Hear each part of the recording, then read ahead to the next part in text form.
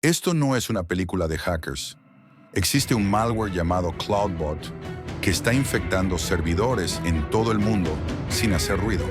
Y lo peor, muchas empresas ni siquiera saben que están comprometidas. CloudBot es una botnet, es decir, un malware que convierte servidores vulnerables en máquinas controladas por atacantes. No ataca computadoras personales, ataca infraestructura real.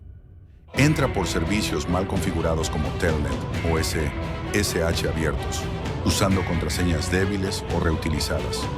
Una vez dentro, se instala, se oculta y empieza a recibir órdenes. Tu servidor puede ser usado para ataques DNS, escanear otros sistemas o propagar más malware. Y sí, tú sigues pagando la nube.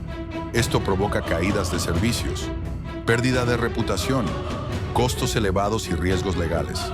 Desactiva Telnet, usa llaves SSH, contraseñas fuertes, firewall y monitoreo constante. No es opcional, es básico. Si tienes un servidor en producción, revísalo hoy. Si te gusta el contenido, dale like y síguenos.